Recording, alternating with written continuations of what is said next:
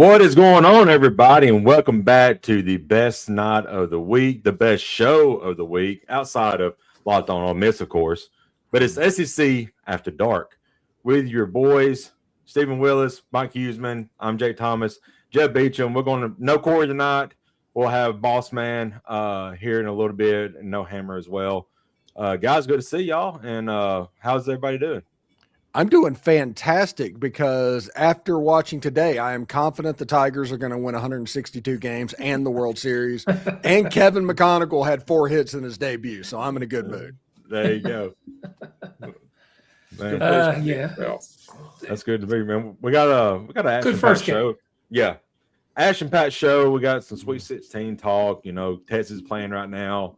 There's still a few Alabama or a few SEC teams, Alabama, Tennessee, still in it, playing for a chance to move to the Elite Eight. You got spring practice talk, maybe a little bit baseball, but you know what's next, boys? It's lava time. Ooh.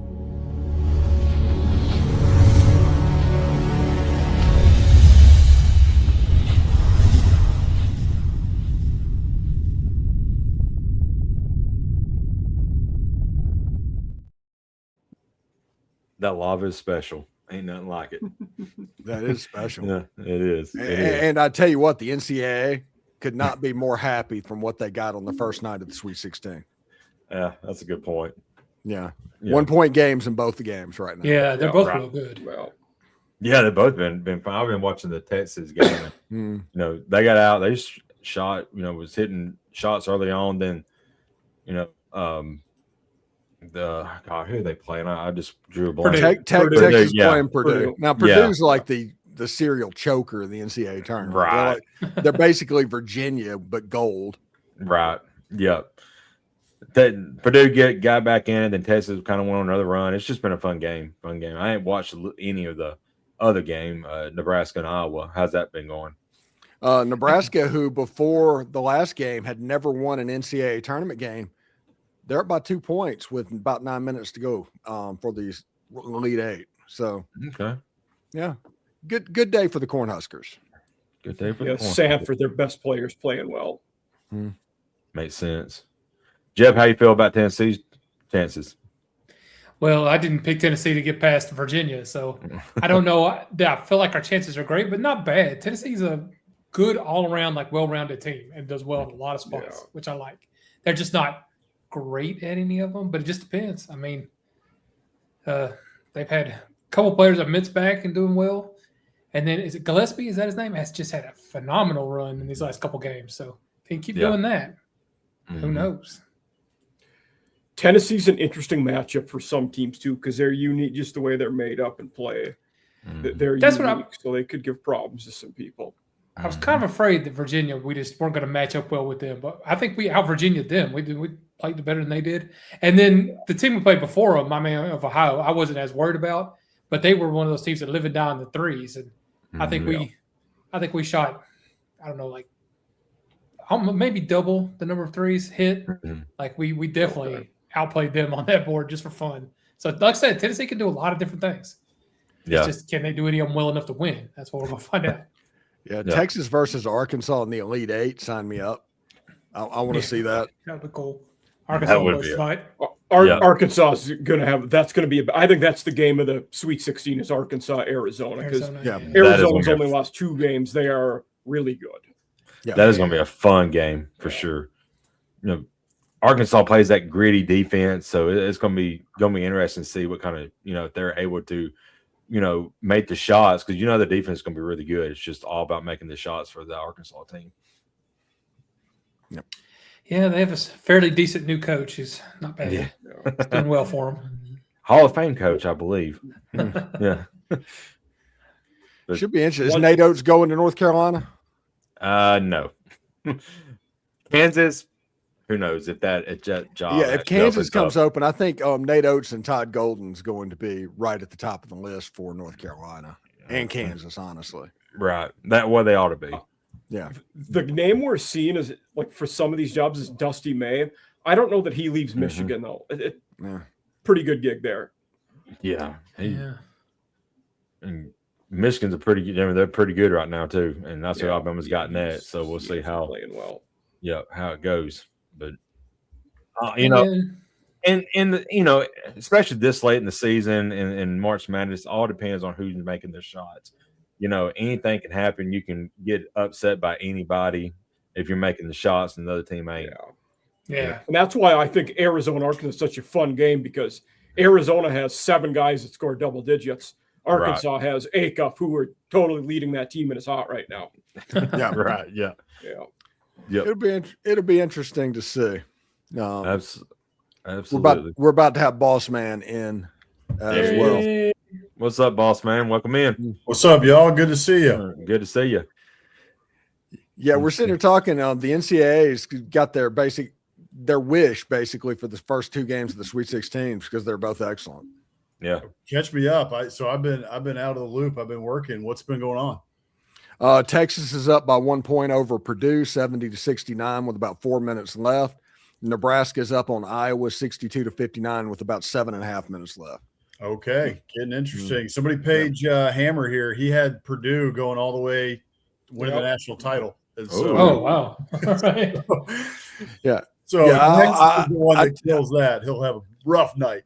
Yeah, I have Arizona in mind. So nice. I basically said that Purdue was the gold version of Virginia, which means they choke in the NCAA tournament. Yeah, that's true. Yep, but that one time Virginia won it. One time, maybe this year. Could be. All it takes is one time against Chris Beard, right? Right. Yeah. And granted, full circle. Purdue played for a national title 2 years ago, but when you have a 7'4" center who dominates, it helps. Yeah. Right. Who can shoot free throws, because that's important too. Now they got that 40-year-old guard. It seems like he's been in college for 18 years now. I think he's got a kid my age. He's so long, but he's good. He's good. I ain't going to say nothing bad about him for sure. By the way, Tommy Tuberville put a bill out where he's going to fix college football and stop all of this crazy movement. Tommy Tuberville has that bill. Not going to just take off in the middle of the night. Proving once again there's absolutely zero shame in Washington. Right, yeah, for sure. The dude Irish goodbye a recruit on a visit to Texas Tech so he could take the Cincinnati job. Yep. I heard he delivered the bill to the parliamentarian in a pine box. Yeah, seriously. Yep, for sure. And they're going to sit here and talk about poaching and all of that stuff. Listen. Everybody knew that Will Wade was going to LSU. Everybody knew that was going to happen. Knew. Nobody, Matt McMahon was not fired until right before it was announced. And all of this is going on while he's it was poaching. It's the same exact thing that they cry about all the time.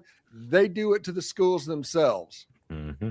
And that's hilarious. And by the way, is there a more hated university in all sports right now than LSU? No, none whatsoever. And the funny part of it, man, is they embrace it. They are. Yeah, they don't care. They love it. Yeah. Well, they love it until they're 7-5. That's true. Then they hate everybody. Yeah. And then it's going to be, why is everybody against us? And they're so mean. And oh my goodness, why can't we ever beat Alabama? Ole Miss beat us by 32. And shut up. And we already talked with that schedule. They could definitely be 7-5. Oh, yeah, that schedule is brutal. Yeah. Lane Kiffin's already saying, hey, I want to preach patience of what's going on. And I'm like, dude, you have a $40 million roster. That doesn't come with patience. I watched that this morning, where he said that's like, when you're making that much money, nobody, and it's not unique to him. Yeah. When your expectations are that high, nobody gets patience. You don't get a rebuilding year. It's part of that's your reward for having success. Right. And it's on top of that, Mike. This is something that I've been harping on now for, whenever we get a chance to, a couple months here now, is that, especially since the national title, Curt Cignetti changed the entire thing. 2 years, that guy got it done. Year 1, he goes to the playoff. Year 2, he goes to the playoff again, and then he wins the national title at Indiana, of all places. Mm-hmm. If you have LSU resources, you're getting all this money to come to LSU. You got $40 million roster, maybe the first $40 million roster in college football. You don't get a rebuilding year, like you said. Put up or shut up No, tonight, put the tomorrow. pressure on. Speaking of that, one of the other topics I wanted to bring up tonight. So, there's the mythical $20 million limit, for whatever. Kyle Whittingham said today, some Michigan, I don't know if it was Ann Arbor or Detroit person was interviewing him, and he said that $20 million limit is totally a myth. There are going to be half a dozen teams this year that have $50 million rosters. Mm-hmm. For sure. For sure. And LSU's going to be one. I think Jordan Seaton's getting nearly $10 million himself. Good Lord. Yeah. Yeah. I mean, that is insane. Who NIL wise, this is an interesting hypothetical.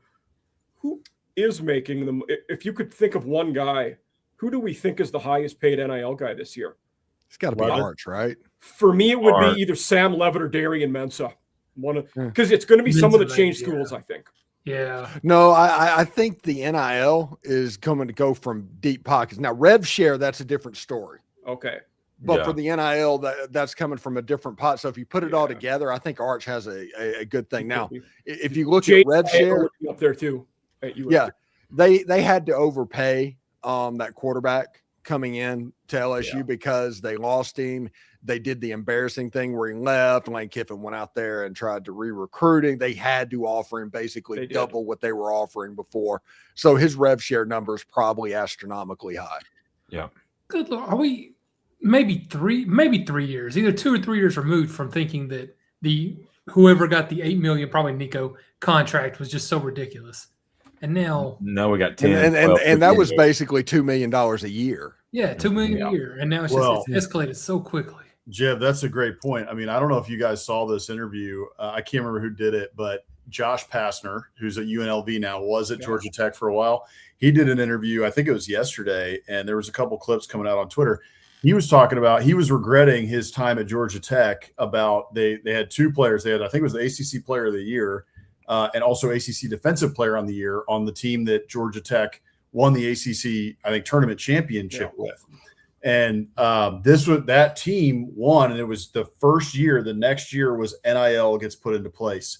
And so those kids came back and they said, hey, coach, look, NIL is a thing now. Like, we want to get paid. And so we're asking for $75,000.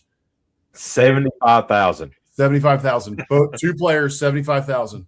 And so he went back to the administration, at Georgia Tech and was like, hey, can we figure this out? Like, we need $75K for these 2 kids. And Georgia Tech was like, no way, we're not going to do that. We're an academic school. And not like this NIL thing isn't going to be a thing. And so he was like, all right, whatever. And he it's just crazy to think about $75K for 2 players that won you an ACC title not long ago. And now, I mean, he said it in his interview. He's like, now my roster at UNLV is like in the millions. Now that $75,000 is for the 13th spot on your roster that's only there to be a situational player and very set things and very good on the scout team. You know, Bobby Boucher, I'll go dig into my couch cushions. And may get a snap or 2 on special teams. That's about it. Yeah, I mean, $150K for 2 players, and now, I mean, that's ridiculous. It's crazy how fast it's escalated. That's I think what has a lot of people worried is where's it going? I mean, we got to do something to rein it in, and we can't wait too long. Well, and that's something I brought up too at some point. Jeb is like, I might have brought it up on here, a couple of weeks ago. Is like, at some point, if we continue to escalate to these astronomical levels where we're talking, it's not sustainable. There will be donors at these schools who are the mega donors. I mean, what does each school have, right? Like some of these big schools, Ohio State, how many really big donors do they have? That could just fund this stuff in perpetuity. Maybe Oregon has a big one. The Big Ten schools have more than the SEC. Texas, SMU, and AM have about 25 at a minimum. Texas Tech, same way. Even still, though, like I think that you're probably going to have some of those guys fall away to just be like, why are we funding $50 million rosters every year for what return? Are we going to do this for 20 years? That's the problem. You have to win immediately or they're going to want their money back. As long as you're winning, the money's not a problem because you have the Ole Miss situation. We're fine giving money away what's going on because we're winning. Mm-hmm. You do what a Mississippi State's doing, 4-8. I bet it's difficult to raise a quarter of that amount of money from those boosters. That's what's not sustainable is you just can't count on the money. for the good times and bad. Right. Well, and they had to do this in the NFL. I mean, remember rookie contracts getting crazier and crazier every year till, players were getting $50 million coming straight out of high school. They had to eventually say, okay, we've got to cap this somewhere and stop raising it so ridiculously every year. But who was the LSU quarterback that? The year that happened, the year that happened, so Sam Bradford was the first pick in 2010, was instantly one of the highest paid QBs in the league. They put it in place. Cam Newton was the first pick the next year, was in what is now the rookie scale, where it's significantly less. Yeah. And definitely ended up being worth more, but it was collectively bargained. We have to get to the point where we can collectively bargain before that's even a thing. We're going to need a student union, yeah. Or in baseball, we're just going to not have a season next year because of that. There you go. Yeah, that's true. Yeah, that's absolutely the case, and they're going to come back and have a salary cap, and that's the end of the Dodgers. Thank goodness. It's almost worth not playing a season to not have the Dodgers anymore. I think we need a floor more than that to make the non-competitive teams actually try to compete. Yeah. Today, I was watching the game on NBC in the early afternoon, and they said the Pirates, for the first time in their history, have a $100 million roster. Wow. And they're still going to suck, aren't they? Actually, the rumor is the Pirates might make it to the postseason this year. Hey, pretty awesome. Because they have Paul Skeens, they have another flamethrower that's coming up, and they have the top prospect in baseball. They're going to do the service type thing, and he'll be up in the big leagues. Finally, man, that's awesome. I saw Skeens got shelled today. Steve, with the prospect, are they not going to play him for the first month so his service time kicks? Yeah, they're going to do this. It is still the Pirates. Yeah. Now, that's the reason I was so impressed that Kevin McGonigal was brought up for opening today. By the way, just in case nobody heard, 4 for 5 today. Yeah. They did that crap with the little service thing with Ronald Acuna Jr. and I about flipped. I'm like, your best player on your entire roster is wasting away in AAA just because of service. That's stupid. I remember Chris Bryant was like the first guy where it became a thing. Yeah. When he was with the Cubs. God. But now they've made it to, because everybody was manipulating the service time. I'm sorry you turning in for MLB After Dark. But they made a rule to where if you're on the opening day roster and you win Rookie of the Year, you get a draft pick on top of everything else. Okay. So if McGonigal wins Rookie of the Year, Detroit gets a second first-round draft pick. Really? Compensation. Did he play short or third today, Steve? Where they played third? Okay. Yeah, it's going to be him and Javi Baez playing that side. Because I know he came up as a shortstop, but they high school and recruit-wise, but then they're saying he might play third now. So I don't know. Well, he's going to play short some too. He played well in spring training. It was really cool to get to see him playing ball. He's going to be so good. He has one of the prettiest swings I've ever seen. I mean, it's amazing. Marcus Russell. Who's that kid for the Red Sox? I'm looking forward to watching him more. Roman Anthony, man. Yeah, former Ole Miss signee. Yeah, so I saw that. I was just reading up, opening day, right? Like reading up on some of these teams. What's the outlook? And then I started looking into Roman Anthony. I was like, dang, this kid, he's a baller. And I saw committed to Ole Miss. Yeah, he's a candidate for their MVP this year. Yeah, that's where he is. Steve, isn't one of the young top prospects a guy from the Jackson area? Yeah, Connor Griffin, the Pirates guy. It is okay. Mm-hmm. Yeah, he committed to LSU, but heck, he grew up playing in Florence, which is where I played Little League in high school. So he probably played on the same fields I did, and he's the number one prospect in baseball. Wow, nice. And you're hosting a $1 billion watched, podcast. Not $1 billion watch. I wish it was $1 billion watch. I do too. Yeah. It'll get there eventually. Yeah, me and Jeb would live in Tampa. Because yeah. Good old Tampa. Yeah. It's like, hello, Austin daddy and issues. Boss Man and I could get like busting with the boys where we just pot all day. Yeah. There you go. Yeah. Right. If we ever made a decent amount of money, I'm dead serious. If I ever hit the lottery, this After Dark channel would be absolutely obnoxious to the point where everybody's like, where the hell did they come from? Nice. I love it. I'm here And for it would be based Yeah. out of Winter Haven. I'd move all you guys down here and we just do this full time. Oh man, that'd be so fun. Yep. So fun. That would be a good time. Hey, back to what we talked about when I first got on. I got a question about what you guys think. I mean, I know it's funny, it's Tommy Tuberville, but I kind of like some of the things that he said, like 5 for 5. Maybe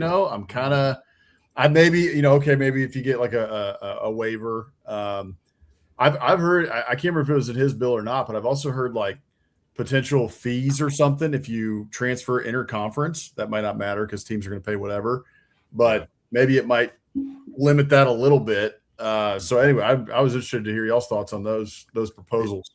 If Tommy Tuberville presented a bill to where I was going to be presented with $2,000 per month in perpetuity, I still would not trust it. That's fair. You have a reason. Good point. Yeah. You have a very valid reason. Ole Miss fans, I get it. Yeah.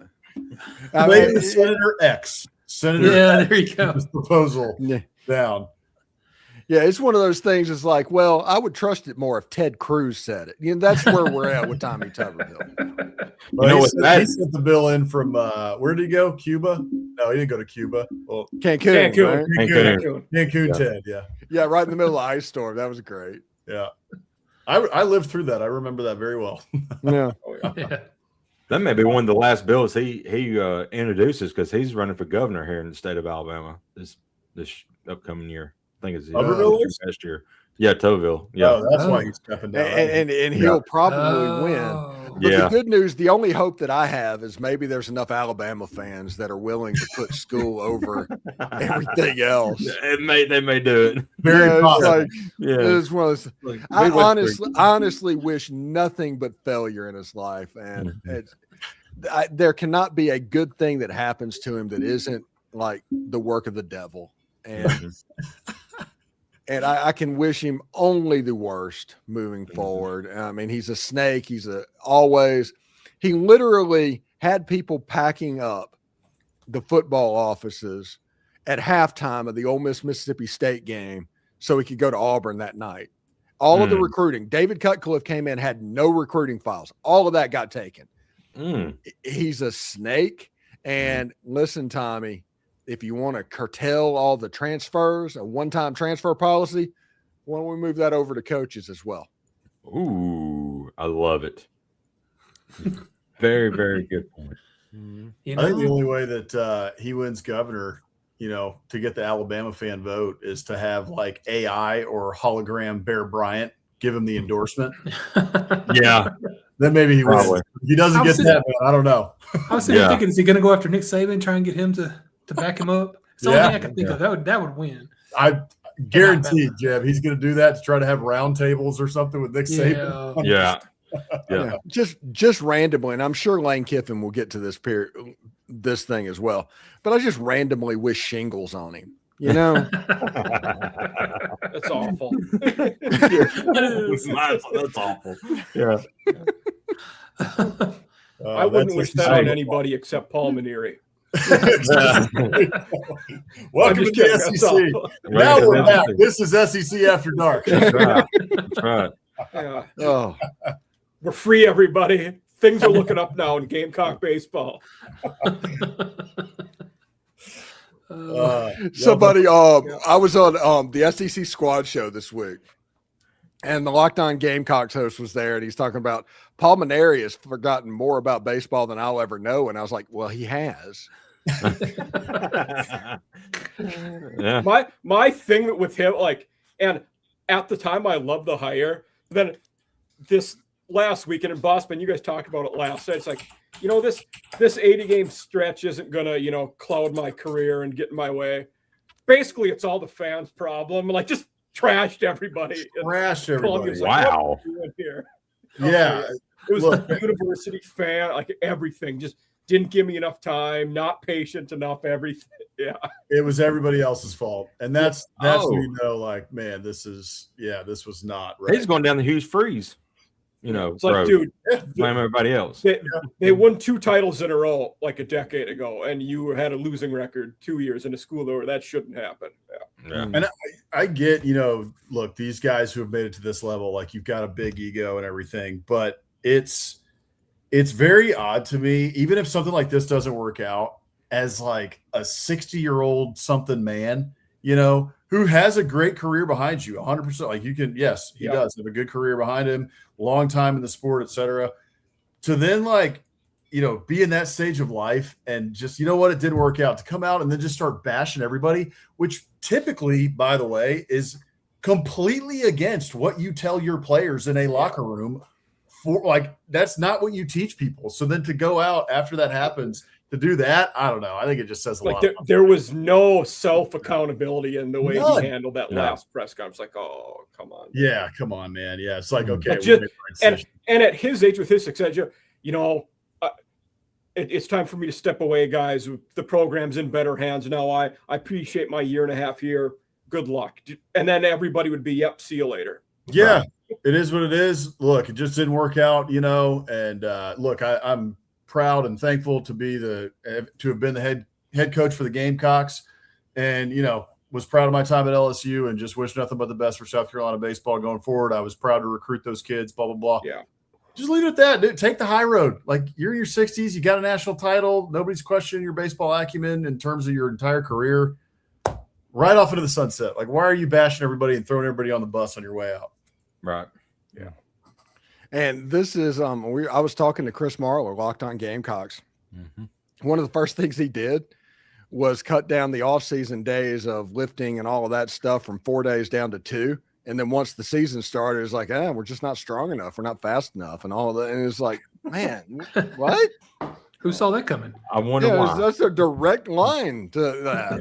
Yeah. Like, Nothing else we could have done.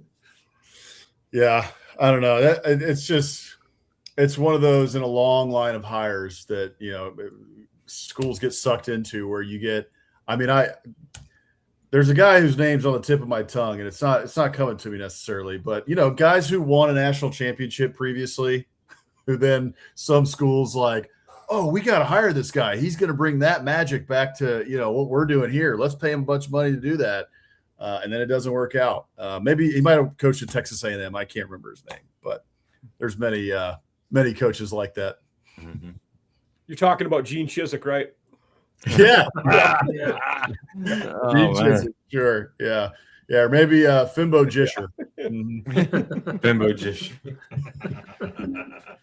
I'm sitting there, it's like, I don't know how I forgot it. He makes too much money to be forgotten by anybody, and I completely forgot about him.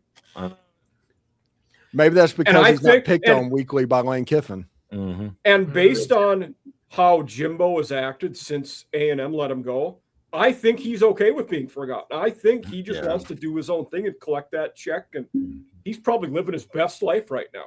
I mean, he's at the ACC network. He has said a couple times he would get back into coaching, and he's interested if the right thing popped up. However, and I've said this ever since he got let go, is, folks have floated all these different jobs. I only think that he would take one at the high D1 level. If we're talking about a Big 12 or an ACC job or something like that, he's coached at major schools. He's not going to take a smaller job. I would be curious if Norvell gets the axe, if he's in the mix for that job again at Florida State.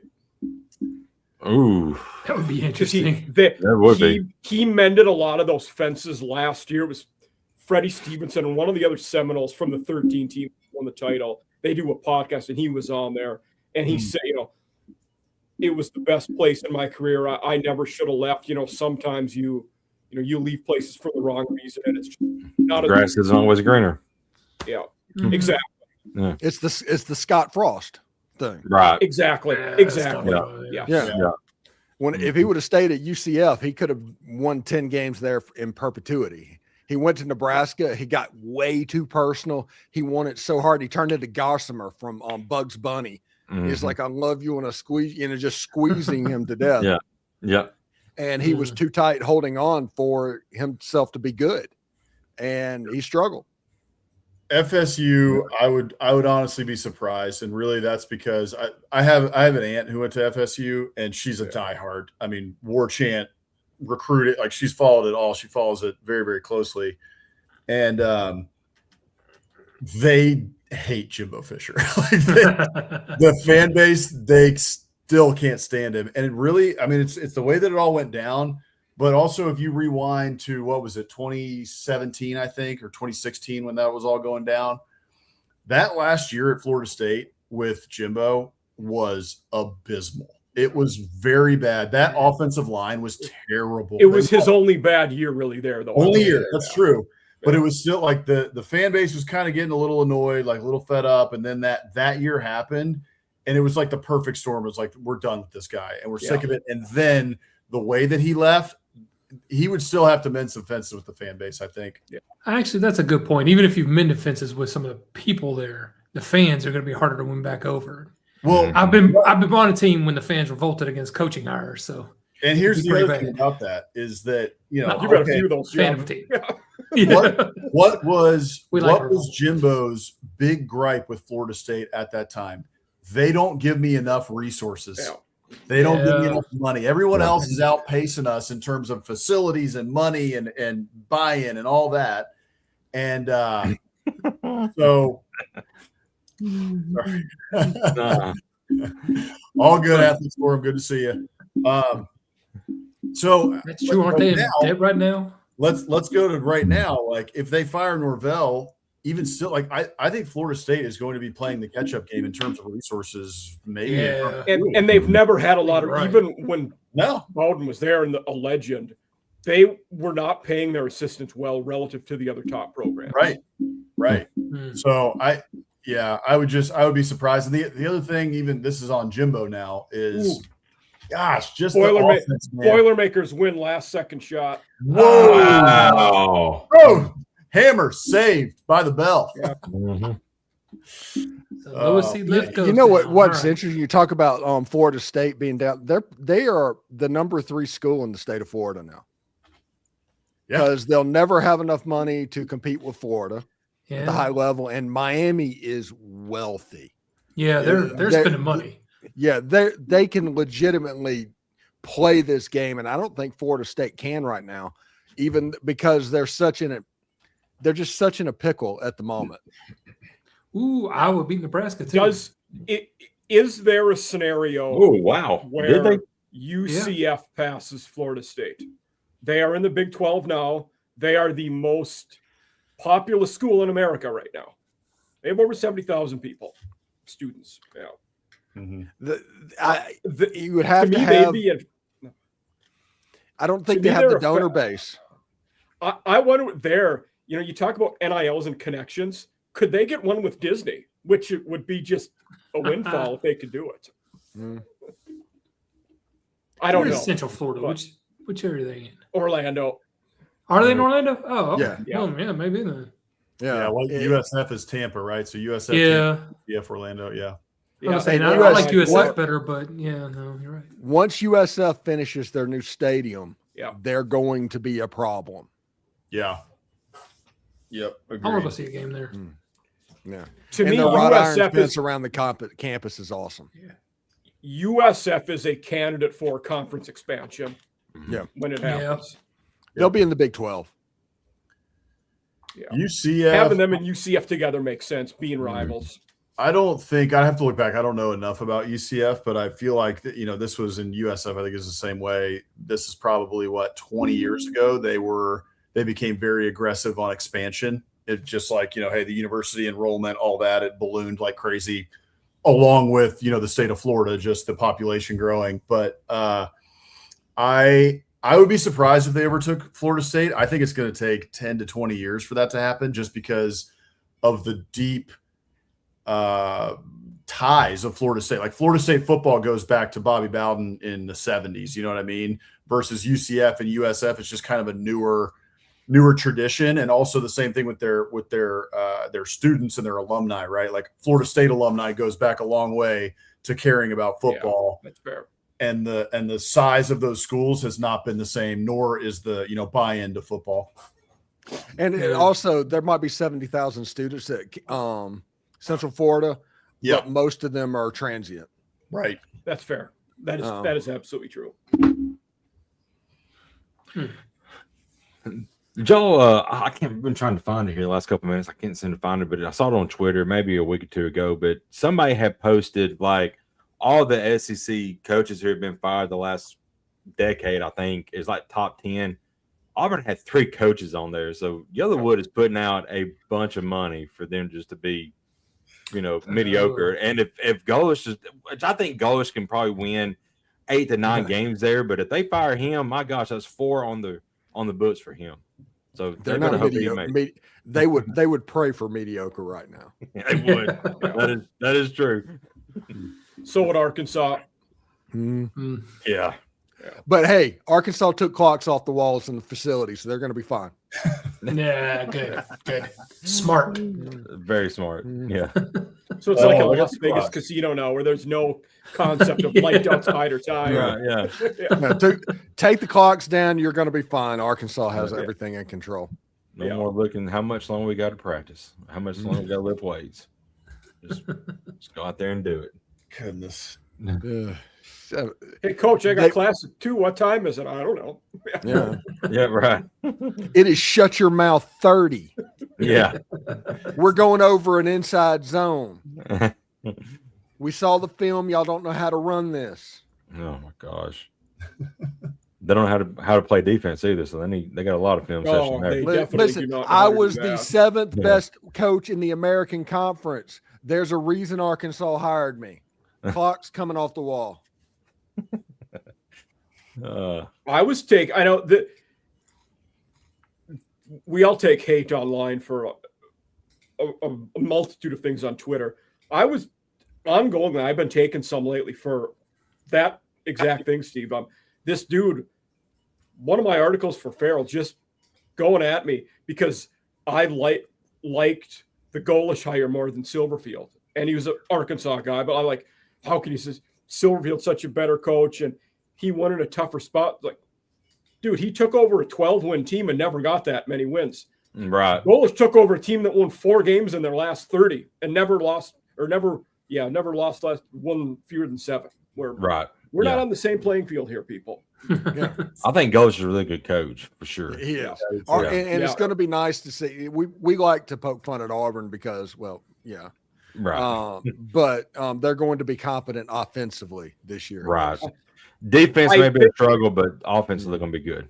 And I don't think neither of them, but especially it's not a 1-year turnaround. Auburn has too many G5 guys to be that great this year, but I think he'll get them better. Yeah, they're going to contend for the American this year. Yeah. It is. I mean, it is wild when you think about where Auburn is. I mean, so the last time they won more than 6 games was 2019. Mm-hmm. And that was COVID year. No, 2019. That was before the COVID year. Yeah, 2020. That year also got the Gus Bus fired, if I'm not mistaken. Yes. That is right. Yeah, correct. So then the COVID year 2020, that was the first year of Harsin, right? Yes. So Harsin goes 6-5. So they were 6-5. No, in 2020 was Gus's last year. It was still Gus. Okay. Okay. Yep. You're right. Kevin Steele was the interim at the end of the year. Right. Right. COVID tanked them. Excuse me.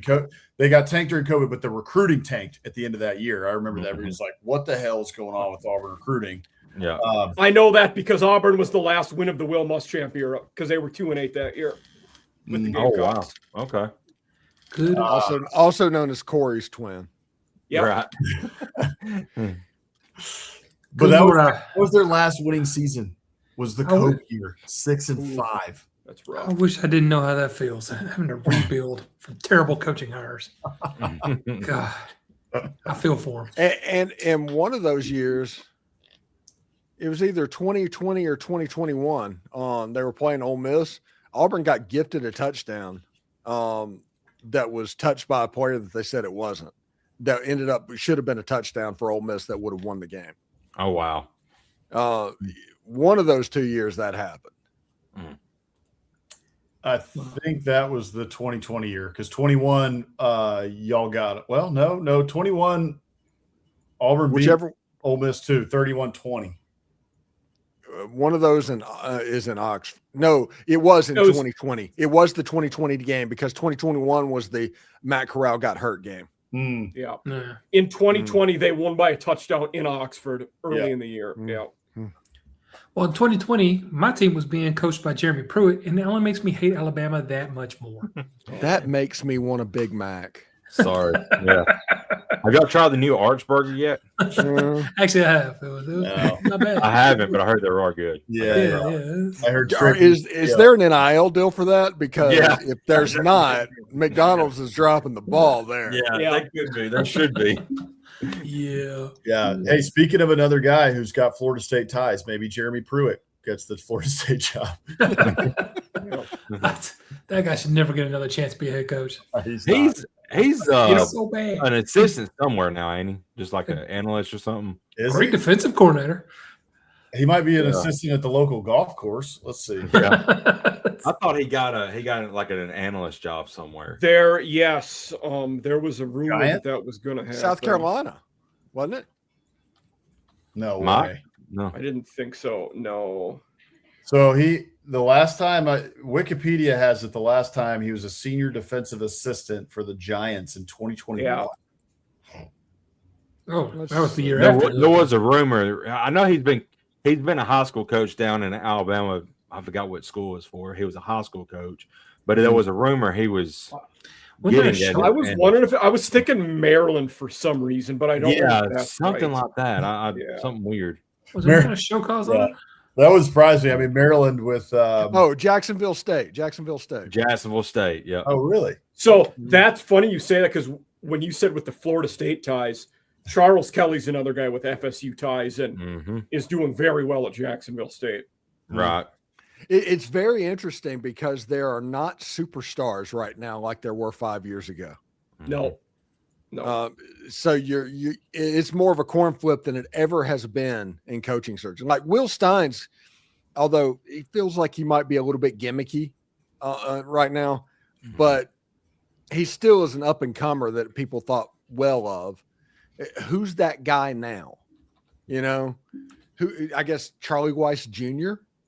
Yeah. I mean, the roster isn't as plush as it was when Nick Saban was running his rehabilitation clinic. Yep. Yeah. And maybe that's because with having less patience for head coaches, you shuffle guys in jobs more. You don't get time to develop as long as an assistant like that. Yeah. You don't get 4 years, 5 years anymore to rebuild a program. Yeah. That guy, Jerry Neuheisel could fit that bill.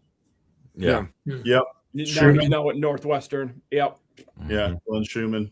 There's a couple. For sure. Yep. One guy that's already been a head coach. I would just say Kane Womack, but he's already been a head coach too. Yeah. Kane Womack.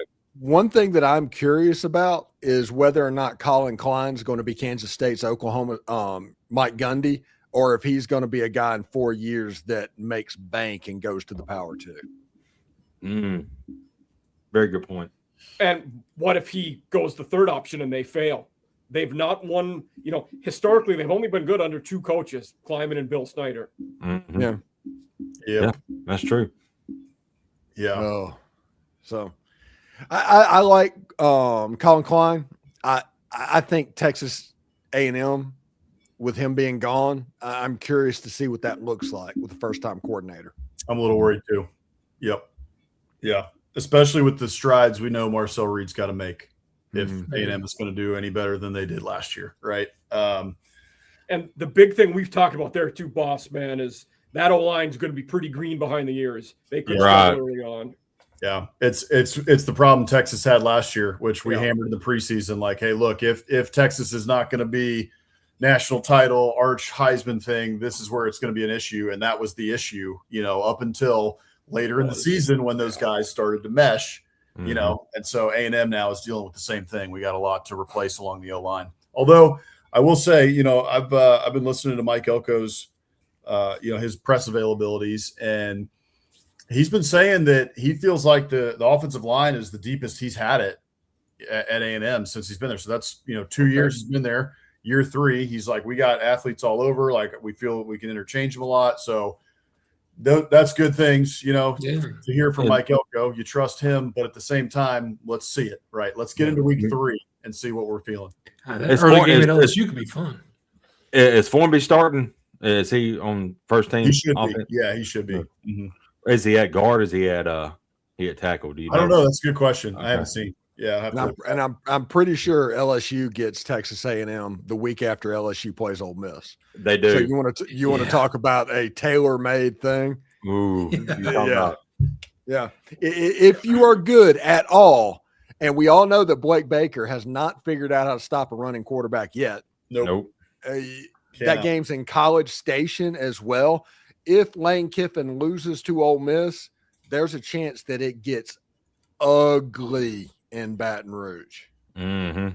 Yeah. Even if they lose that first game to Clemson, especially, it could get real ugly. Yeah, I mean, we're like 18 months away from a tarmac at that point. God, 1-3 to start the season would be hilarious. Out of the playoffs, a $40 million roster and out of the playoffs in September. That would be so funny. Man, I am praying on that downfall. Oh my goodness. It's like I said, like LSU right now is got to be the most unliked college football team in college, or college sports team in college sports history. Mm-hmm. Yeah. And the other thing, very few people talk about, Steve, you've mentioned it a few times, but Lane has typically not done well in year 1. It's typically been a rebuilding year for his teams, where he's getting the system in place. He's not great. Yeah. And this is the first time that the system hasn't been put in by one of the Baylor guys since he's been a head coach. He's always had one of the Art Briles disciples to put it in. At Florida Atlantic, it was Kendall Briles. At Ole Miss, it was Jeff Lebby. This year is Charlie Weiss. This already happened, but you're putting in a system. Yeah, I mean, at this point, you're doing it. You're not doing it the way they did it, because the point of that, Ole Miss, whenever Lane got to Ole Miss, or Jeff Lebby was the offensive coordinator, Jojon Finley was the tight ends coach, and Randy Clements was the offensive line coach. That's 3 coaches from that Baylor staff on there to handle the communication and all the structure of what they built. They're trying to bring that in. You don't have that for the first time at LSU. And even with all that, you had 500 records at Ole Miss and at Ole Miss and at Tennessee. He had a 500 record. Yeah. After that A&M game, I mean, it gets easier for him at McNeese, at Kentucky, Mississippi State, at Jordan Hare. But wait. I know you didn't refer to a Lane Kiffin team having it easy at Kentucky. No. Okay, so I know you didn't go there. Yeah, besides that game. But then you're right. Until they hit Alabama, you're right. Then they got Alabama, Texas, at Tennessee. Tennessee. Yeah. So they could start 1-3 and then hopefully go 1-3 in this stretch. If they lose that first game and then lose all them games that I just mentioned, they're 6-6 on the year. Yeah, 6-6 with one of the most expensive rosters in college football. Hey, we've seen this before too in other sports. I mean, hey, how many times did the Yankees have the highest payroll in baseball and just fall flat on their face? 72 and 90 years. Yeah. Yeah. Right. Yeah. Oh, yeah. It can happen. It can happen. And Clemson's going to be better than they were last year. I don't think title contender worthy, but that roster is too talented to regress as much as they did last year. I think similar to the Gamecocks in some ways, like being the rivals, but both teams were way worse last year than they should have been. I think you improved to the mean a little bit this year. Yeah. What's the date on Chandler Morris? His injunction. I saw that a couple days ago, actually. Have you seen what their case is that they're going to the NCAA with for his appeal? No. He's going for a 7th year, and the year in question, he played in a 5th game. It was the year at TCU. He got hurt. He was a starter at first. He got hurt. then Max Dugan came in. It was the year they went to the national title game. He's saying he played in more than 4 games because if he would have sat out after being healthy, it would have hurt his mental health too bad. So he had to play a little bit to keep his mental health better. Yeah. I like it. Listen, we all know about Dabo's temper tantrum that he threw, all of that. But I genuinely think that Chandler Morris is going through all of this so he can be Clemson's quarterback next year. 100%. Yeah, I agree. Because that Vizina, the one that's the number 1 now, is not good. We saw him play last year when Klubnik was hurt. Yeah, they bring in Chad Morris, a chance to play with your dad. He gets the injunction he will be the quarterback at Clemson next year. Yeah. That's like the equivalent of, hey, I need an extra year because I fell off my bike and I scraped my arm. And so I couldn't play for the whole year. I could have played if I wanted to, but I couldn't do it. So it's amazing. You know who's not playing again? Oh. TJ Finley decided he's entering the draft and not going to go to Incarnate Word. That's just because he qualified for Social Security. Yeah. The crazy thing is the Chandler Morris thing is kind of laughable, and everybody was making fun of the Trinidad Chambliss thing, trying to make it into that type of situation, and it was never that type of situation. No. This Chandler Morris thing almost feels like a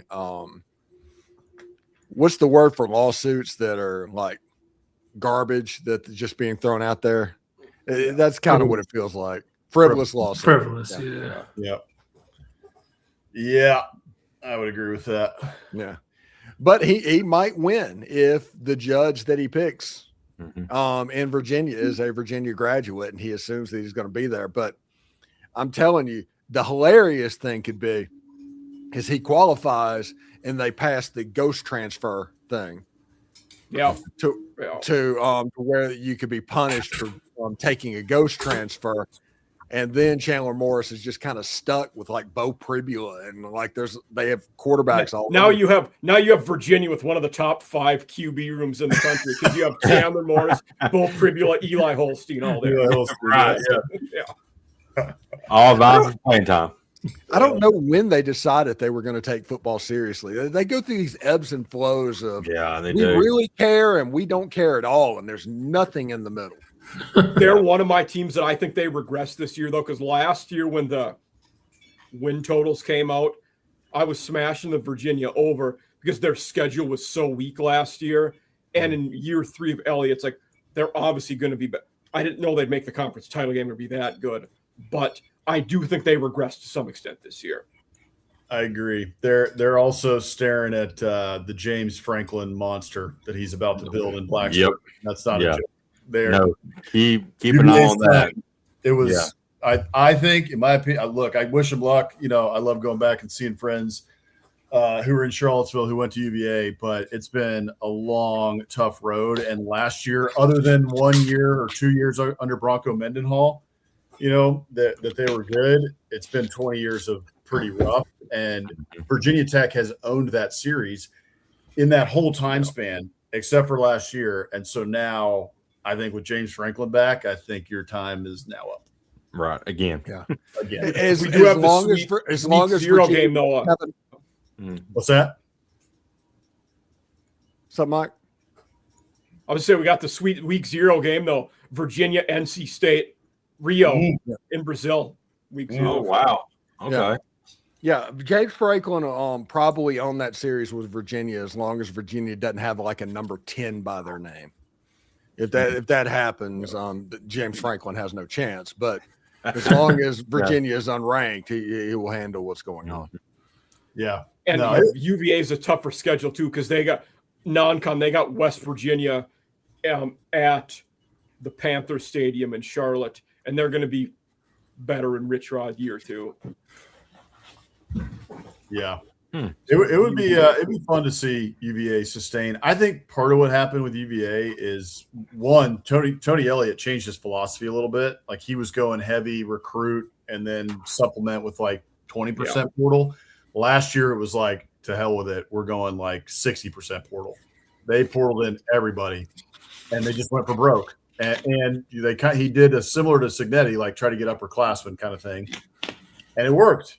And so we'll see if that was lightning in a bottle, or if they're able to sustain it. I mean, it's fun when UVA is good. I mean, they're a traditional, not a power, but a good program. Yeah.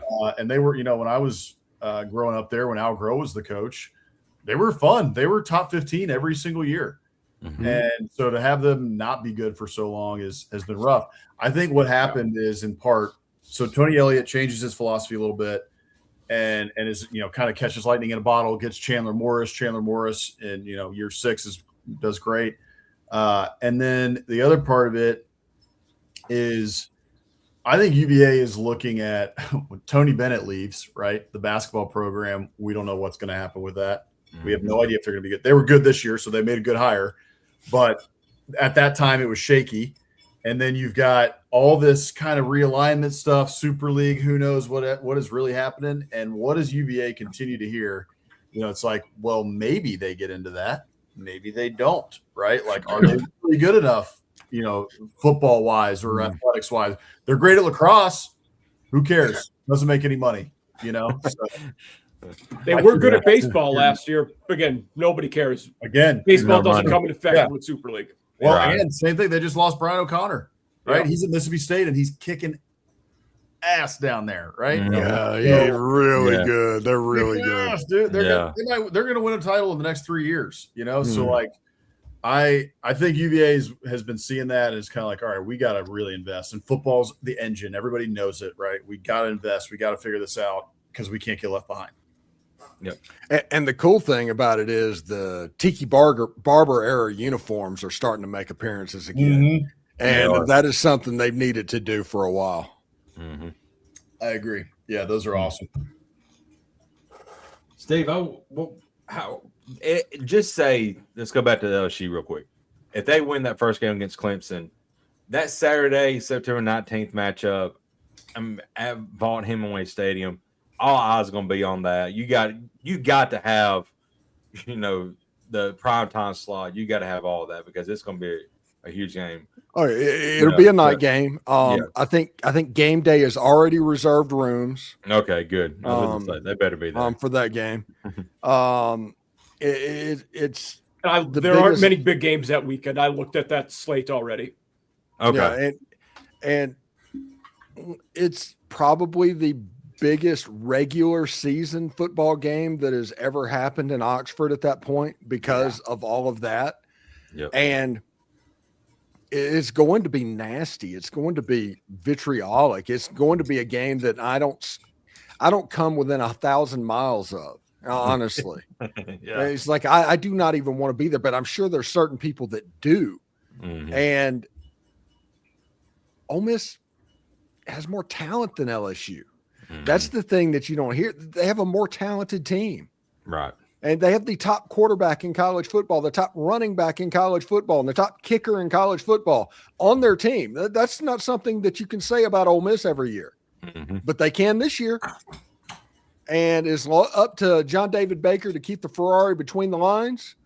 And it's up to the defense that Pete Golding recruited in the transfer portal to raise that level. Because if they do that, they're not going to lose many games because they're going to score a bunch and they're going to be hard to score on. And I mean, this is really high level football I'm talking right now. When that happens, you don't lose very often. Yeah, for sure. Yeah, it's going to be a fun season. I'm excited. Yeah. So, hey, one other thing before we get out of here, Tyler Fay, no hitter, man. Oh yeah.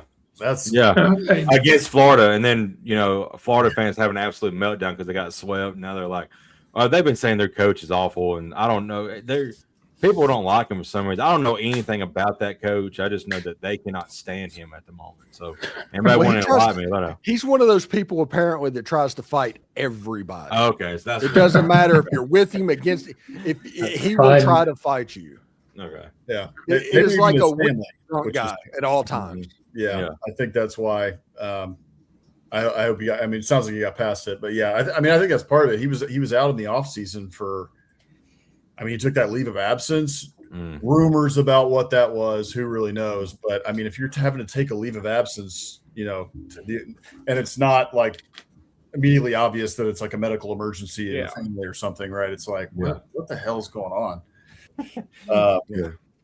It is interesting. I mean, SEC baseball right now, Mike, you put it in the chat the other day. 13 out of 16 teams in the SEC ranked, which is pretty incredible. But also just some of the like flip that's going on. You got LSU starts out the year number 1 or number 2, depending on the poll, out of the rankings and not playing well. Texas has lost. They're still way up there, but they've lost 2 midweek games to nobody's. Nobody's. Slosh is toast. You guys got rid of him at the right time, I think. Yeah, his career's over. Yeah, for sure. Yeah. Although, if you watch a Texas game, like their whole team have mustaches. It's like watching Magnum PI on repeat. Yeah. Hey, and let me say this: don't sleep on SEC softball either. They got some of them girls are really, really good this year. Yeah, shocker! Ole Miss got swept by Oklahoma. Oklahoma's still a juggernaut. Sweep everybody. Welcome to the club. Right? Yeah, pretty much. Yeah. No, it's fun though. I mean, Vandy too. Vandy's Vandy. I know. Well, Vandy just can't offer everybody a full scholarship, and everybody else can only do 11.7. Now that everybody can do scholarships, it's fair finally, and this is happening. Yeah. Corey's not happy. He's like, fire Tim Corbin. I was like, well, let's not go there. Come on, come on. One bad year in his entire tenure, he'll be fine. Right. He'll figure it out. All right. 2 minutes, Jake. All right. Well, this has been SEC After Dark with your favorite guys on Thursday nights. Boss Man, Stephen Willis, Mike Huseman, Jeb Beecham, and Jake Thomas. You can find us all right here every Thursday night. You can find Stephen on the biggest, it's worldwide now, I believe, probably global, Locked On Ole Miss. I mean, he's got like 14 million subscribers at this point. It's only 19,500. Okay, we'll get there. But, it's 8 million lifetime views. That's wow. That's nice. Yeah. Nice. There you go. So Mike Huseman, All Season After Dark, doing a great job there. What did you got lined up this week, Mike? Next episode, we continue our tour of Conference USA. Got Sam Houston coming in next week. So, that'd be good. Probably Monday, Tuesday. We're looking at that. Tried really hard. You could get Phil Longo on your show. I would love to. Yeah. Joe, what you got lined up? Oh, wait. Hang on. Well, I'm having surgery next week, so I will not be on next week's show. Okay. Okay. Good luck with everything there. Hope everything goes well and everything. It's a small one. It's surgery 2.0. That's what it is. Yeah. The first one didn't work right, so we're going to try it again. Is this the one where they go in your leg, but to the arteries? To the heart. Yeah. Is this the one where they fixed the defect that you're a Tennessee fan or like? No. They're going to burn my heart, not my brain. Yeah. He's going to come out and say Texas is the real TUT. Yeah. If that does happen, just shoot me. Jeff's going to be on the following Thursday. I wish we would have hired Greg Schiano. Oh man! Man! Oh god! Butch Jones was a good dude. Yeah. He was building something here. Yeah, brick by brick. Yeah. Hey, Doctor, you're a champion of life. Thank you for what you did. What we need is more garbage cans on the sideline. Yeah. Oh, y'all are funny. Good luck, Jeff. Good luck, Jeff. Yeah. No Hammer tonight, but we got Boss Man, one half of Biscuits and SEC. Boss Man, you guys are up to 78 episodes now, I believe. That's we are, incredible. So we're rolling. It's been a lot of fun, man, and we just keep building it. So, folks want to go follow us, check out our channel. It's at Biscuits and SEC on YouTube across all platforms. We have fun just putting out memes, all sorts of stuff. We got a newsletter that you can check out as well. Morning Biscuits newsletter. That's at biscuitsandsec.com/newsletter. And we're just having fun with it, man. We just love building it, love doing the show with you guys, and love college football, SEC football. So check us out if you're interested. Oh, and also we love Southern cuisine, biscuits as well. #1 podcast for people who love biscuits and SEC football. Yeah, according to it comes together. It comes Times together. Magazine said that. Yeah. Time Magazine said that. Yeah. Time Magazine said that. And I'm Jake Thomas. You can catch me on Bama After Dark too, and Todd Talk Live with my cousin Stacy. So we catch up on all the we broke down some videos about spring. Very interesting offensive line battle going on right now. We actually moved Michael Carroll back inside the right guard and now have moved Javen James to right tackle. So we'll see how that goes and see if it plays out like that. Real quick before we get out of here, pick one: Mhm. Austin Mack or Keelan Russell. Keelan Russell. See y'all next week. Yeah.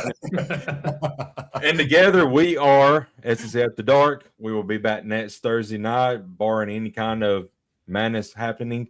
And hopefully we'll have a full squad back next week, minus Jeff. But anyway, thank you all for listening. We'll be back next week, same time. See you later, guys. Thank you, and good night. Gig 'em. Next stream. Go Howdy, Vols. toddy.